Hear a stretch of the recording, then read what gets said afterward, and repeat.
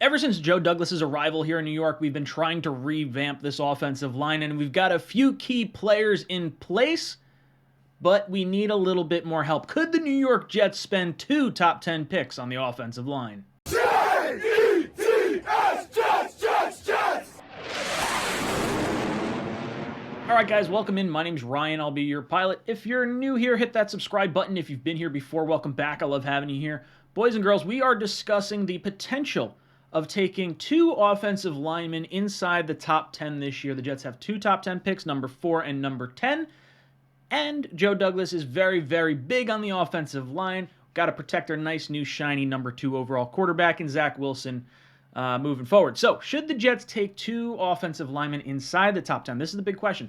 We drafted Mekhi Becton in 2020. We follow that up with Elijah Vera Tucker in last year's draft with that trade up. You signed Connor McGovern, you signed George Fant. We've brought in a ton of pieces over the course of Joe Douglas's tenure here. And you're just trying to figure out, is this the line we're going to move forward with long term? So, internally, LDT, free agent. Morgan Moses, free agent. I'd hope we'd extend offers to both of them. I think Morgan Moses probably leaves. I do think we wind up getting LDT back.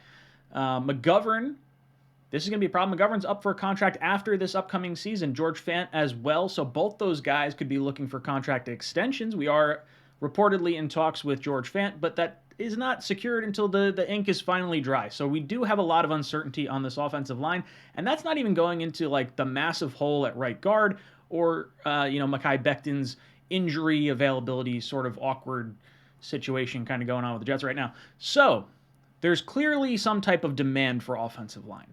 And I've had a bunch of people telling me we got to double dip. So I wanted to kind of look at it a little bit.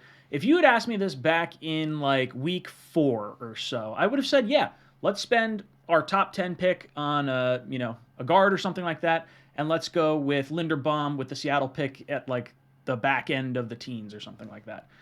Well, it didn't quite work out that way, and the offensive line actually did get better as the offense progressed throughout the season. As guys gelled together, you saw camaraderie, you saw guys playing together, they start to pick up on some of their cues. One guy shuffles this way, you know to react that way. I think it's important for the offensive line to play together, more important than, individual talent in one individual player. So I think we saw our best offensive line from weeks like, week 8 through the end of the season, minus the last game or so. I think it's going to be not as big of a priority as it once was, but let's go into it. Who would we really be talking about? The main names that we're looking at number 4, realistically, are probably going to be Evan Neal or Ike Ekwonu out of NC State. Both guys have great positional flexibility. They can play guard or tackle. I think that creates a very nice safety net for the New York Jets if they want to be patient with Mekhi Becton, because we are going to have to decide on his 5th-year option at the end of next season. So that's a lot of money you're going to wind up paying him. And if you're not fully committed, you have to know by the end of next season. So that's why I'm saying there's probably a little bit of thought to this. I personally would like to go with the edge rusher at 4. If Thibodeau and Hutchinson are both gone, like a lot of people kind of think they will be, then yeah, you know what? I'm fine taking the guard at the top of the draft. I have no problem doing that, especially given that flexibility. Number 10 is an interesting situation because Tyler Linderbaum seems to be like a Jet fan favorite, and I think it's because we're just so spoiled with having great centers over the course of at least my lifetime. Kevin Mawai, Nick Mangold, 2 of my favorite Jets that I've watched growing up, and I think fans just want to try and emulate that. The last time we took 2 offensive linemen in the first round, you had Staples and DeBrickshaw Ferguson and Nick Mangold, so they want to try and emulate that with, taking a guard or something along those lines with Linderbaum at 10. And he's fascinating. Linderbaum, for me, I would say Linderbaum and Hamilton are 2 of the players that are almost in like the Kyle Pitts conversation, where these guys are seen as generational. Like, you don't see this type of talent coming out of a center. The way Tyler Linderbaum runs down a field is incredible. I don't know what this guy's going to run in his 40-yard dash, but it's going to be way more impressive than I think people realize.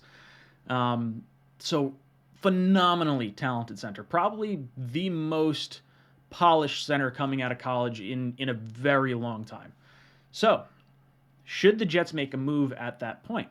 I think the argument could be made. You finish up the offensive line, you don't have to touch it. Connor McGovern, you can cut him, save $9 million this year. I think there is some validity to that.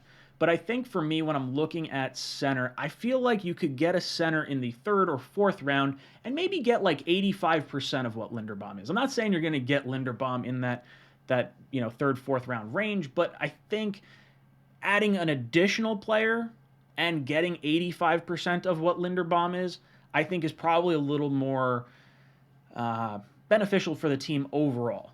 And not to mention, like, when you start adding a ton of first round pick offensive linemen, you start like getting this not just with offensive linemen, but with any position group in general. You don't want to overload on first round picks, especially in consecutive years, because Mekhi Becton's fifth year option is going to come up. You're going to have to sign him. Elijah Vera Tucker's the year after that. If you take two offensive linemen this year, now you got two potentially doing that.